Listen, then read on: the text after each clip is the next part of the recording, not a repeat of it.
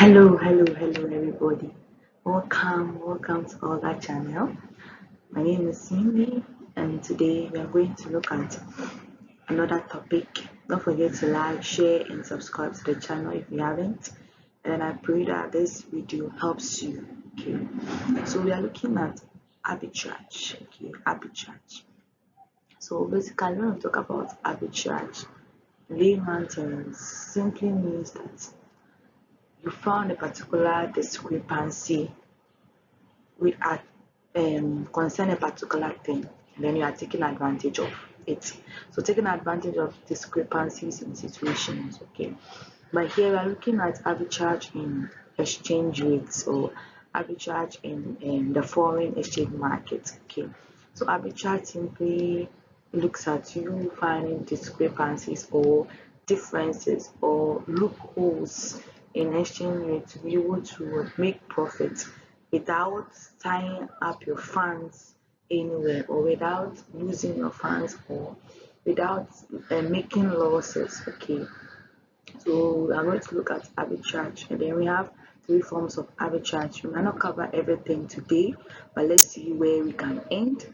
All right, so let's move on. So arbitrage, like I said, it can be loosely defined as you capitalizing on discrepancies in quoted prices to make a riskless profit, right? So quoted prices simply means the prices of exchange rates, right? So say $1 is equal to 3 CD. It's an example of an exchange rate, okay. So you are just capitalizing on the differences in quoted prices. So probably in this bank the price may be different from this bank, or in this country the price may be different from this country. So you just want to find loopholes to make profit without you usually making riskless profit, like profit, right? So it means that you're not going to put your money in and at the end of the day you make losses. No, you want one that you'll be able to navigate your way through, and then at the end of the day you make a profit, okay. So you making like risk-free profit. So because of arbitrage, right, prices in the market are tending towards come back to equilibrium, okay. So the aim of every market forces, right, that the demand and supply is to bring back what things prices towards equilibrium. So in the same way, the arbitrage helps these market forces, right, to be able to bring back the exchange rate to equilibrium, so that the rate in this particular location or this particular bank would not differ from that of the other particular bank, to bring it back into equilibrium so that people will not make risk-free profits anymore. So we have three forms of arbitrage. We have the locational, the triangular, and the covered interest arbitrage. Okay, so in this particular slide, we have only the two, right? The covered interest rates will be dealt with another time, but let's see if we can finish both the locational or triangular. If not, we're going to another time. So with the locational arbitrage is the process of you buying a particular currency, right, from one bank, right, which has been priced at a lower rate, and selling it to another bank that has been priced at a higher rate. So it's like locations, or maybe we are focusing on just one currency that is being traded at different points in time, like different places, okay. So probably are looking at the US dollar, right, or maybe the Ghana cedi. So that particular currency that is being traded in two different places, say it can be in the same country but two different banks, okay. But when you realize that one bank is pricing it at a different rate, other bank is pricing at a different rate, so you are taking advantage of the different prices for the same currency at different banks or locations to make your profit, okay. So locational arbitrage is possible, right, when one bank's bid price, when you talk about a bid price, is the price at which a bank will be willing to buy currency, right, or maybe buy an asset from another party. But in this case, we are dealing with currency. So we're talking about the bid price is the price at which a bank is willing to buy particular currency from another individual, another person, another bank, right? So if the locational arbitrage become possible, if one bank's bid price, right, is greater than another bank's ask price. So ask price is basically the price at which a particular bank, right, or the institution in question is willing to sell its assets, so or is willing to sell its assets. So in this case, it's going to be like currency. So the price at which particular bank is willing to sell what the same currency. That's the ask price. So locational arbitrage becomes possible when one bank's bid price is higher than another bank's ask price. Why? Because if you are the individual going to take advantage of price discrepancies, if you are going to buy something, it means that you are looking at the bank's ask price. Then you want to buy it at a lower price, right? So if the bank's ask price is lower, you can buy it, right? Then you want to go and sell, and you are selling it to a bank, and you are selling to the bank at the bank's bid price, because that's the price at which the bank is willing to buy from you.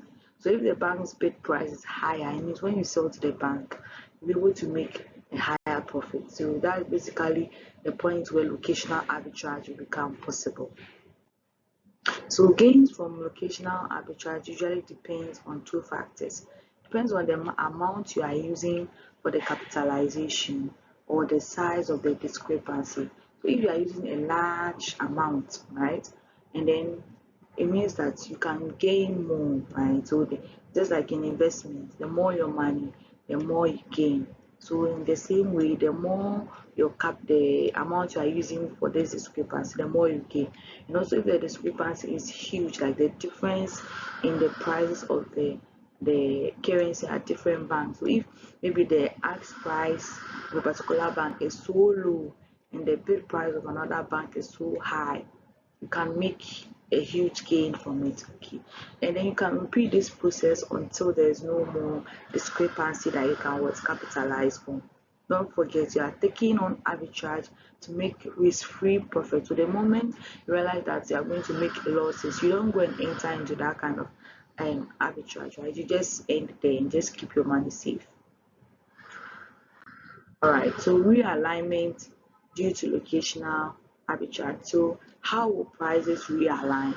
So the reason I'm doing all this, you can be asked all these things. So if you are able to know and understand it, then it will help. Okay, so realignment. So quoted prices react to the locational strategy, right?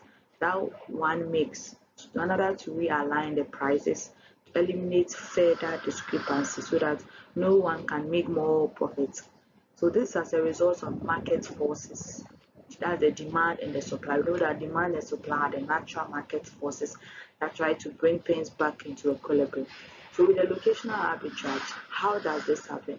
So let's say that the ask price of one company, right, so one bank is low, so that you're able to go and buy. So as you are buying, or as because maybe you're not the only one who has noticed it.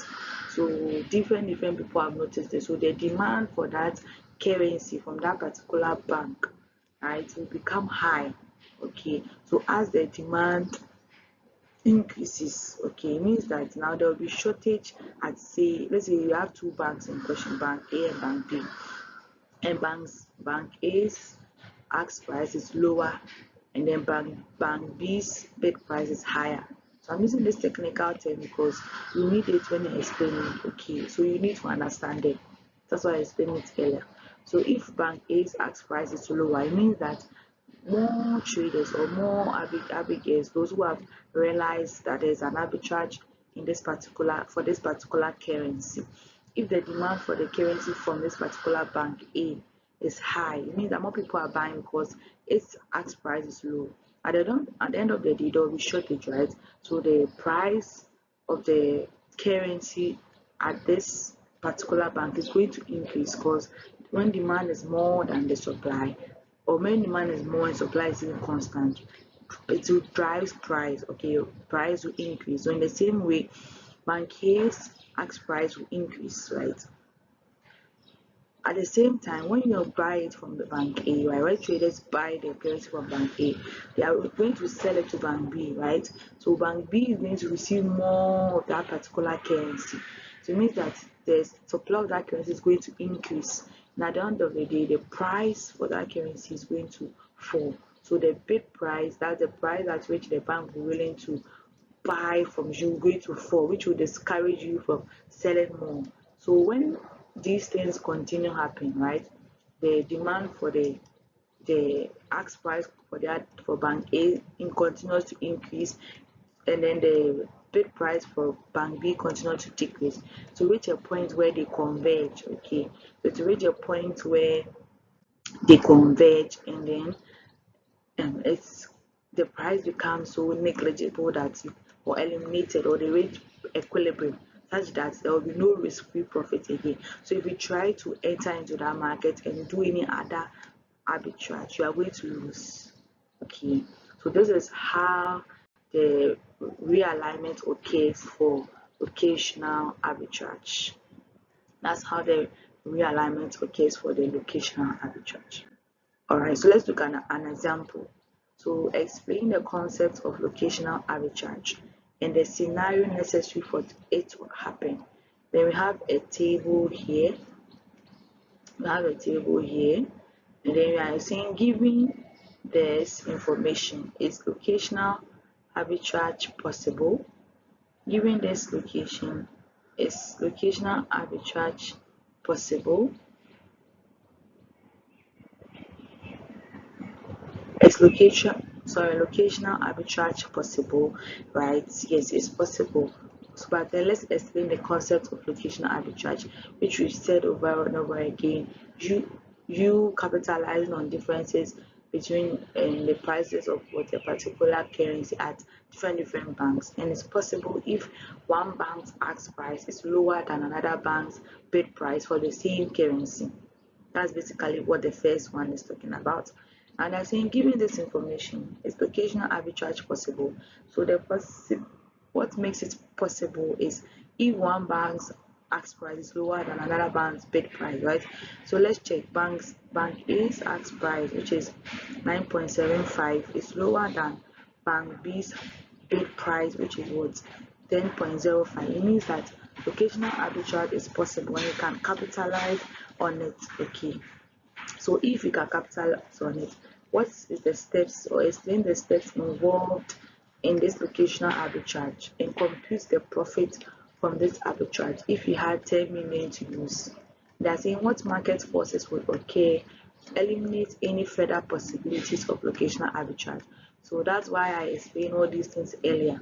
So when you see anything like this, you'll be able to what, take care of it. Okay, so the steps, so we have to check if one bank's buying price is higher than the other bank's selling price, right? That's it. So we have written buying price means bid price and selling price means ask price. So yes, in this case we have it. So the bank B's bid price is higher than the bank A's ask price. That is, since you are a trader, you buy dollars from bank A because the ask price is lower. So we are going to buy from bank A, right? And then you sell them to bank B because bank B's bid price is so you buy dollars from bank A because bank A's ask price is lower, and then you sell them to bank B because bank B's bid price is higher. So if you have 10 million, how much would you receive in dollars if you use your CDs to buy from bank A? So your exchange rate involved in the transaction will be between you and bank A. So now you have 10 million CDs and you want to go and buy dollars from bank A, right? Because their ask price is low. So how much will you receive? So if the exchange rate is what, 1 USD will give you, or yes, 9.75 Ghana cedis.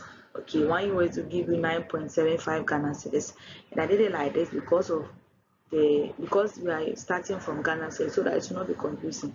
But I can still do 1 USD will give you Ghana cedis, sorry, 9.75 Ghana cedis. So how much will 10 million give you? The same idea.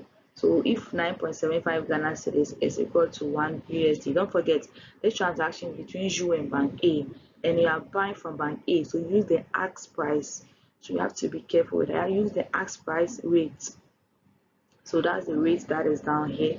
So 10 million will give you what? So because you are purchasing, you divide by the 9.75, and then at the end of the day, you are going to receive approximately 1.025 million USD from Bank A when you buy from Bank A. So you are buying the dollars from Bank A at its ask price, right? So you are going to receive dollars from the bank. And how much dollars are you going to receive?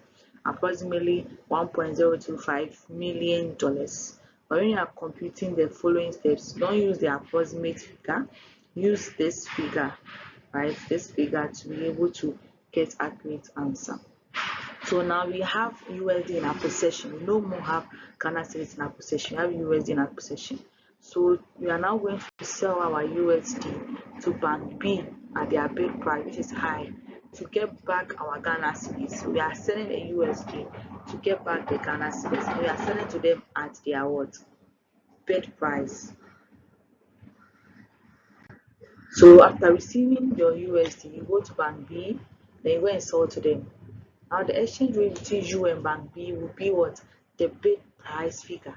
That means 1 USD is equal to what? 10.05 Ghana cedis, not the ask price, because we are looking at the bid price for Bank B.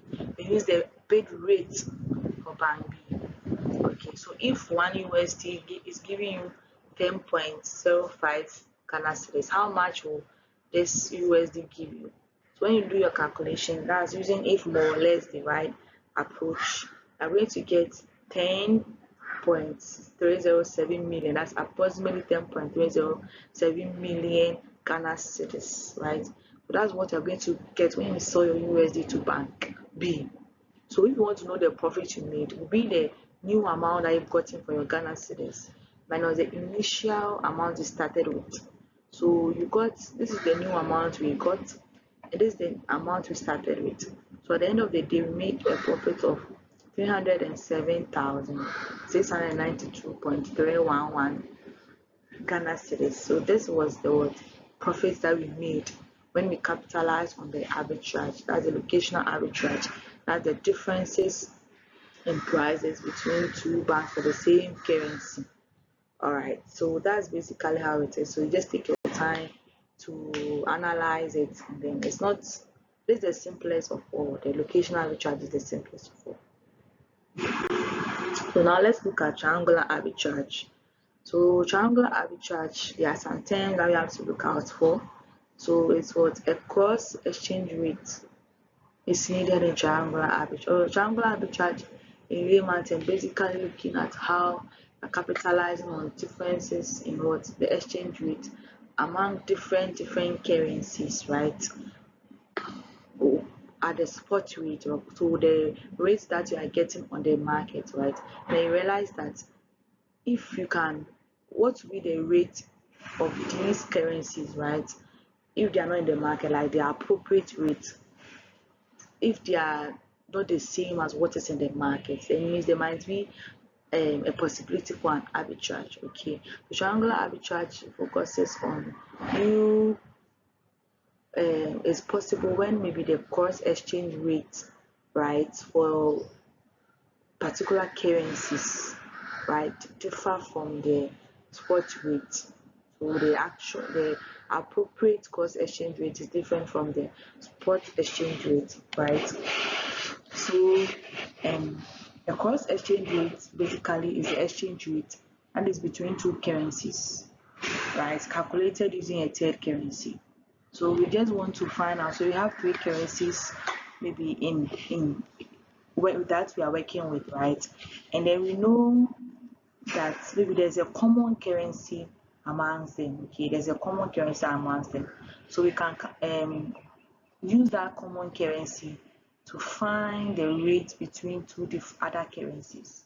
So you're using like a common denominator to find the rate between two other currencies. So cross exchange rate is just the exchange rate between two currencies, and then you are calculating using a third currency. And usually it's USD, but it can change, can be anything depending on the question. So this is kind of like a logical reasoning thing. So let's say if A is equal to B and B is equal to C, then it means A is equal to C. That's kind of what this is about. Okay, so it's like B becomes the common thing here, because if A is equal to B and B is equal to C, so like we have two B's here, so we can use this B as a common thing to be able to find A and C. That's the same analogy here. So we want to find the cross exchange rate between A and B. It's just the exchange rates, right, for A and C divided by the exchange rate for B and C. Some people can try to use multiplication. That one will work in another way, but in this particular context, on this particular question, we need to use exchange rates between A and C divided by the exchange rate between B and C. So when you realize that you can divide, so let's say when you have something like this, right? The common currency is on the same side. Okay, so if the common currency is on the same side, the analogies that you can cancel out, right? Then left A and B, they are divided. That's why we have the cross exchange rate for A and B. Be able to find that when you use the exchange rate between A and C divided by the exchange rate between B and C. Between B and C. So exchange rate between B and C. Okay. So basically, when we look at this part where it says example, right? Example, if the British pound is worth 1.60, right, and then the Canadian dollar is worth 0.80, then the value of the British pound with respect to the Canadian dollar is calculated as follows. So what this statement just means is if one pounds, okay, usually the currency sign comes first. Sorry, I didn't do well, but the currency sign should come first. So if 1 pound is equal to 1.60 dollars, right? So this, when you see some maybe exchange rate in question form, you just have to, well, else I really write it. So if they are saying if the British pound is worth this, so it means if 1 British pound is equal to 1.60 dollars, right? They are saying the Canadian dollar is worth this, so it means 1 Canadian dollar is equal to 0.80 USD. Okay, then we want to find out what the exchange rate will be between pound and Canadian. So what 1 pound be in terms of Canadian dollars? So you know that if A is equal to B and B is equal to C, what will A and C? So if British pound is having a worth in dollar, right, and the Canadian dollar is also having a worth in dollar, right? So what will be the rate between the pound and the Canadian dollar? I don't know if you get me. Yes. So if you want to find the value of want to find how much 1 pound is worth in dollars, we are just using this formula, right, where we are saying that the exchange rate for A and C, so the British pound, so here the C is the USD, because both the British pound and the Canadian dollar are expressed in USD. That's USD, US dollar. Okay, so it means US dollar is the common currency here, so that will be the C here. Okay, so the exchange rate between A and C, that's British pound and then the dollar, because we want to find A and B. So British pound is the first one, so British pound must come up, right? So the British pound, the figure is 1.60, and then the B and C is the Canadian dollar and then the USD. Come down here, then you'll be able to find your A and B, and that will give you the 2.0 here. Okay, I'll give you the 2.0 here. So we'll look at an example to make it more. And then we want to find, so instead of you saying 1 British dollar is worth this in Canadian dollars, you want to say, okay, 1 Canadian dollars is worth this. So now it means that Canadian dollar becomes the A, and then the British dollar becomes the B. So it means Canadian dollar's figure here will come first because we want it to be up. Don't forget, the first currency is the one with the 1 unit. That is the base currency, right? The one with the 1 unit. And then the second currency is the quoted currency, the one that has the other unit apart from one. So if you want Canadian dollars to be in 1 unit, it means that the Canadian dollars rate will come first up here, and then you divide it by the British pound to dollar rate, then you get 0.5. So it means that 1 pound, right, will give you 2.0 Canadian dollars, and then 1 Canadian dollars will give you 0.50 pounds. That's basically what this means. So this is how the triangular arbitrage works. You just have to take your time and then be able to understand it. Then, so triangular arbitrage is possible when the quoted cross exchange rate, that's the spot rate, differs from the appropriate cross exchange rate as determined by the preceding formula. So when you see a question under the triangular arbitrage, okay, when you see a question under the triangular arbitrage, okay, you realize that they'll give you questions, the rates they'll give you will be the spot rate. So they are telling you the rates that are working in the market at the particular time. So to know whether there is an arbitrage, you have to use the cross exchange rate formula to find out the rates between the A and the B. So you have to first identify the currency C in the question. So which one is the common currency? Then you'll be able to find out, okay, so which one becomes A and B. Then you find out the cross exchange rate for A and B. So if the cross exchange rate you find for A and B is different from the spot rate in the question for A and B, then it means triangular arbitrage can occur. Let me take it again. So if the cross exchange rate you find for A and B, that's using the formula, is different from the cross exchange rate between A and B in the spot rate. So in the question, will give you spot rates for A and B though, but for triangular arbitrage to be possible, using the formula, the rate between A and B, if it's different from the rate between A and B in the question or in the spot rate or in the spot market, then triangular arbitrage might be possible. Okay, so whenever the actual cross exchange rate, that's the spot rate, differs from the appropriate cross exchange rate, that's when you use the formula, then the exchange rate of the currencies are not in equilibrium. Triangular arbitrage, however, would force the exchange rate back into equilibrium. So as different traders engage in a triangular arbitrage, at the end of the day, equilibrium will be what achieved. So we are saying that the discrepancy here seldom occur at a single bank. Usually it's required 3 transactions at 3 different banks.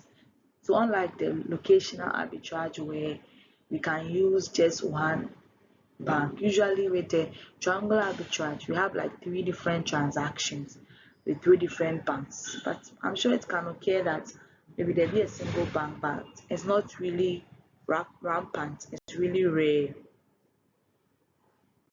So triangular arbitrage, this is an example. So assume the following information. So this is the rate in the spot market, right? At spot. So the spot rate, that's what immediately, that's like at this point in time, this is the value of these currencies. So value of Canadian dollar in USD is 0.90. That means 1 Canadian dollar is equal to 0.90 USD. Then the value of New Zealand dollar in USD is 0.30, right? So it means that 1 New Zealand dollar will give you what? 0.30 USD dollar. So you see the dollar here, so you have to be careful which of the dollars you work with so as to not get confused. Alright, so we realize that we have one currency that is common in both rates, which is what? The USD. So it means the USD become the C. Okay, USD become the C. Alright, so but we have the value of 1 Canadian dollar in New Zealand dollar, which it is what? 3.02 right? So one Canadian dollar is worth 3.02 New Zealand dollar. But then we want to find out, since we have a common currency, which is the USD, right? We want to find out the cross exchange rate that will be between the Canadian dollar and the New Zealand dollar, right? They are the odd ones here, New Zealand dollar. So you want to know which one is the A, which one is the B. Okay, so we can make Canadian dollar A, since in the spot rate the Canadian dollar is the A. So this is the spot rate. So you can make the Canadian dollar the A, and then the New Zealand will be what, the B.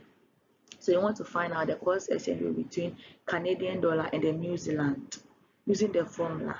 Okay, so we know the value of Canadian dollar in New Zealand at the spot rate, which is here. But to be able to identify if there's an arbitrage, we need to identify the cross exchange rate for this one using the formula, which is the appropriate one.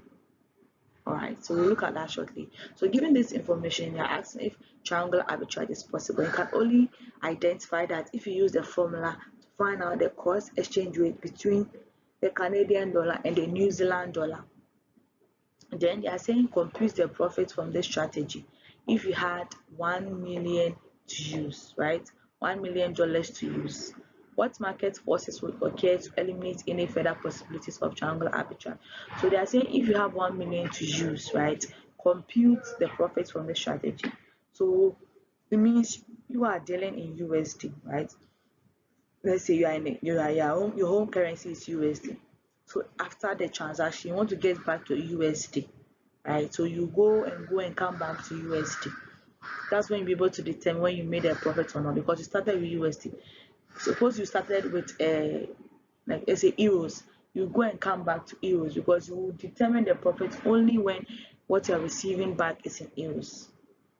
So first of all, you need to draw the triangle to make it easy to understand what you are doing. But you also need to find a cross exchange rate to know if it's even the arbitrage is even possible in the first place before you proceed. So you calculate the appropriate cross exchange rate by determining the third currency. So the first and second quotes are in USD, hence the USD is the third currency. You just have to take your time and then break things down to be able to comprehend. But I hope this video will be helpful. So please don't forget to like, share, subscribe if you haven't, support somebody. So we can use the cross exchange formula here to determine what Canadian dollar, how much one Canadian dollar is worth in what New Zealand dollar.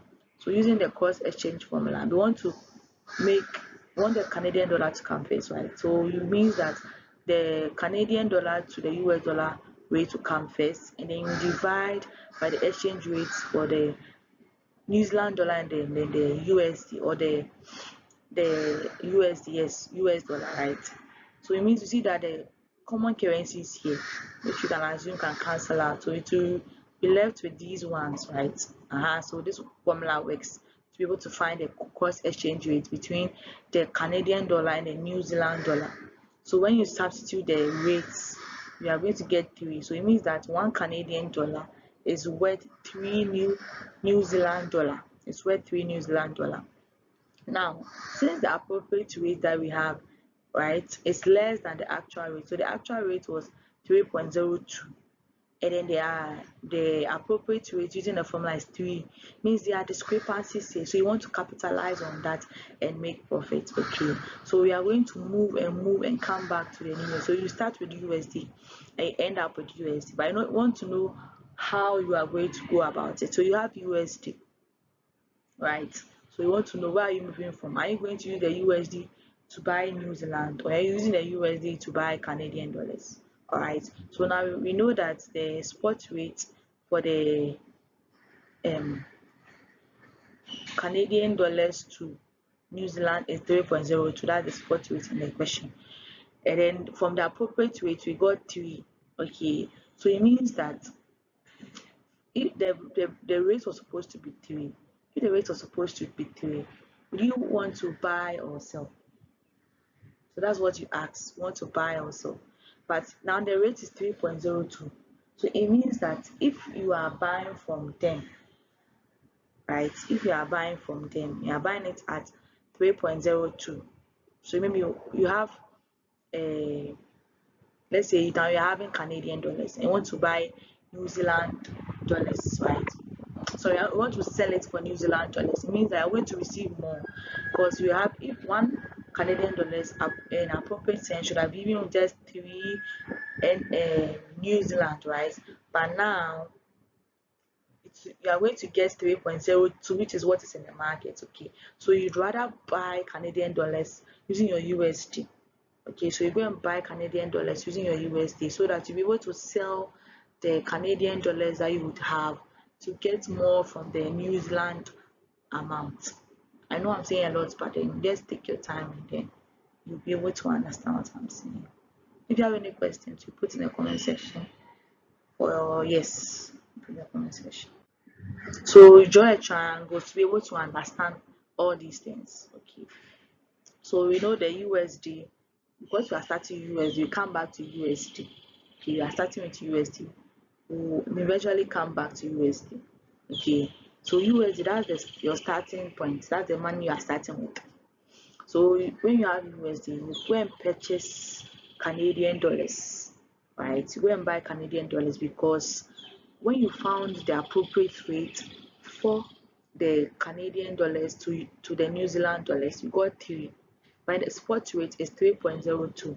So it means that if you have Canadian dollars and you go and sell it, you'll be receiving more than you should have received. You'll be receiving more New Zealand than you should have, because now one Canadian dollar is going to give you 3.02 New Zealand instead of just 3 New Zealand dollars. Okay, so then you go and use your dollars to go and buy Canadian dollars so that you'll be able to sell and make profit. So you use your USD, then go and buy Canadian dollars, right?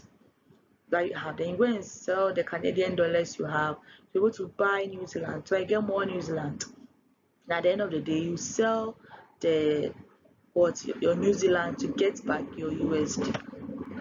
So you just go and buy the Canadian dollars, you sell it to get you sell the Canadian dollars to get New Zealand, and then to get back your USD, you sell the New Zealand to get back your USD. You get it? You sell your New Zealand to get back your USD. All right. So step 1, you are going to buy the Canadian dollars with your initial capital.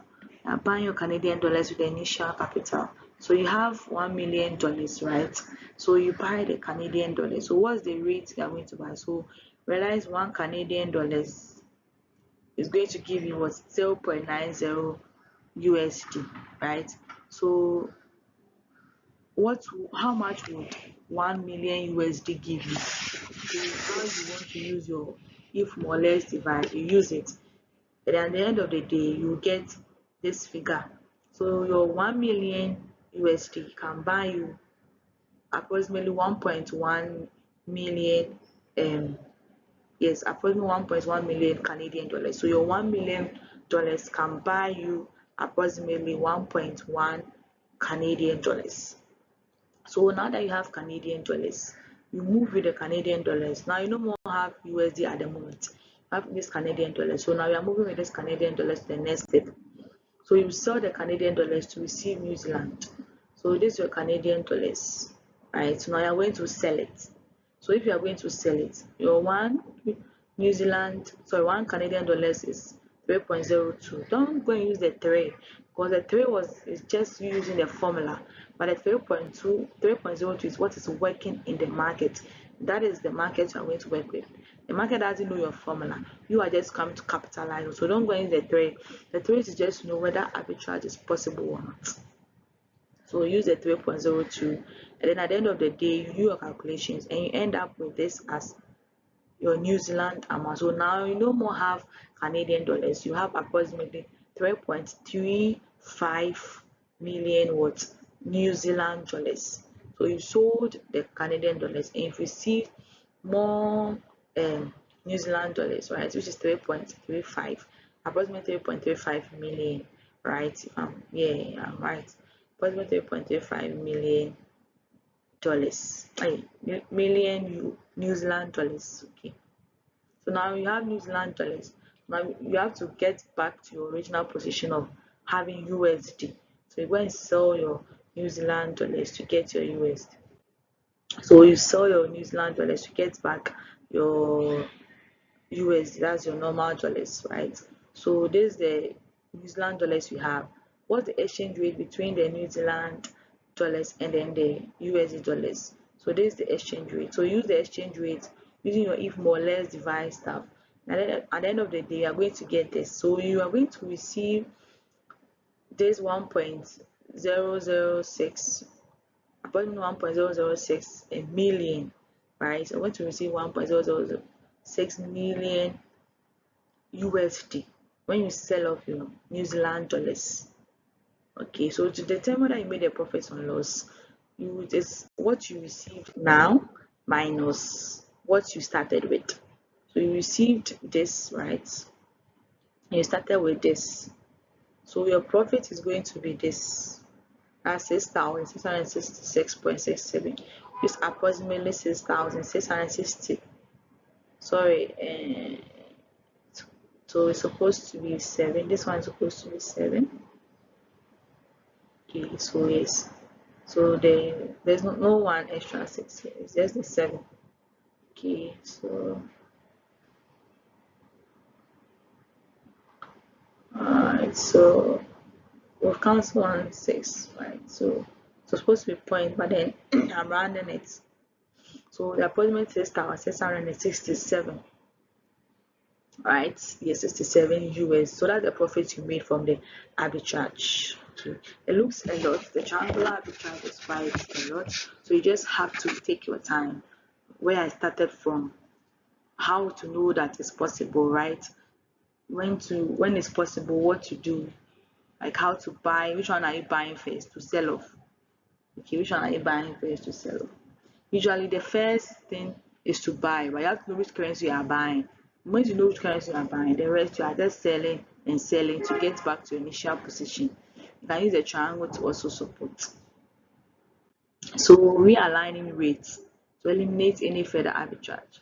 Okay, so the value of the Canadian dollars with respect to the US dollar will rise. Why? Because the demand for the Canadian dollars will increase, which will increase the exchange rate. Why is this so? Because you realize that okay, there's an arbitrage. There's an arbitrage within these three markets, or for these three currencies. Okay, you've identified that, and then you realize that to be able to make the profit, you need to be able to sell off Canadian dollars, right, to get your New Zealand. But then you have to go and buy the Canadian dollars first with um, your USD, right? And then you're not the only one like who has seen this arbitrage. Someone else has seen. So as the demand for more Canadian dollars increase, because people want more Canadian dollars to go and sell to get the New Zealand, because now the New Zealand looks much cheaper than what it should have been. So more people are demanding to buy what Canadian dollars. As the demand for Canadian dollars increases, means the its price is going to increase. So its value is going to increase related to the dollar. So the value of the Canadian dollars will rise because as more people demand it, it's going to look valuable. At the end of the day, demand forces will push the price of the Canadian dollars up. Canadian dollars will now become worth more than the USD. Now, when you get to Canadian dollars, now people are going to sell it. They want to go and sell it and get New Zealand. They are selling off the Canadian dollars, selling, selling, selling. So now the Canadian dollar is going to lose value, right? The Canadian dollar is going to lose value because as more people are selling it, right, as the supply is more, right, even if demand is constant and the supply is more, because now people have bought it and now they are selling, selling, selling, selling. So when they are selling, it means that the value of the Canadian dollars is going to fall, right? The value of the Canadian dollars, because as people are selling, selling, selling, the value of the Canadian dollars is going to fall with respect to the New Zealand. The value of the Canadian dollar is going to fall, right? So when the price of the or the value falls, now people have New Zealand and they're also selling off the New Zealand to be able to buy the dollars. So now you've got New Zealand, you want to sell it off to get dollars. You are selling the New Zealand, you don't need the New Zealand dollars, you are selling them off, selling, selling, selling. It means that the value of the New Zealand is going to fall with respect to the USD. So the value of the New Zealand is going to fall. So as these three things are working in place, at the end of the day, they'll reach a point where there will be no more incentive to engage in arbitrage, right? There will be no more incentive to engage in any arbitrage again, right? So that's how the realignment works in the triangular arbitrage. That's how the realignment works in the triangular arbitrage. Okay. So this is just another example which you can try your hands on. It looks too confusing. I'm not going to go into details on that, right? Yes, for time's sake. But then I'm just going to give you a hint. So you see the triangular arbitrage we just realized or we just did, right? There were no like bank bid price, ask price, and all that. It was just one rate, one rate, one rate in the market. We're not dealing with individual banks. We're just dealing with the part one rate in the market, one rate, one rate. So there are no transaction costs because it's just the market. So you can easily switch from here to here and here. But in a case where there are banks involved and each bank has its own bid price and ask price, bid price and ask price, bid price and ask price, okay, for three different banks in order to perform the three different transactions. Now there's going to be transaction costs because moving the time that it will take you to move from one bank to another, right? The procedures and all that you take, right? It will also affect the rate that like moving from one bank to another is going to affect the exchange rates and all that. And at the end of the day, because they have ask price and then bid prices, they're also taking into consideration making profit. So if you move all these transaction costs, right, it's going to reduce your profit or even cause you not to even make a profit but make a loss when there are bid prices, right? Even in triangle, it's called triangular arbitrage. When there are bid and ask prices involved, it can reduce the profits I'm making. Or at the end of the day, I can even make losses. Okay. Right. So this question is just to engage or look at the bid and ask prices when it's whether you are actually going to make a profit or not. So look at all the questions. You realize that they have estimates your profits, but here they are saying estimate your profit or loss. So it means that this question is giving a hint that is there are bid and ask prices involved. So it's only profit that you can make. You can also make a loss if you attempt an arbitrage. But the whether profit or loss, you need to act before you know. Okay, so you can so now to be able to know how to do this, you need to identify the bid price and ask price. So this is how we write the rates, okay, for a particular bank if they have bid and ask prices. So we have the USD to Ghana cedis. When we look at these two, they are relating to the same two currencies, okay. So one bank has sells dollars and then maybe the same bank, right? But then it sells dollars and US, sorry, dollars and cedis, right? And they have two rates here, so you have to be able to write them in such a way that it's looking at the bid and ask price. So always the bid price come first and the ask price come first. So the first one is saying you can sell dollars to the bank for 9.95 cedis per dollar. It means that $1 is 9.95 cedis, and you can sell to the bank.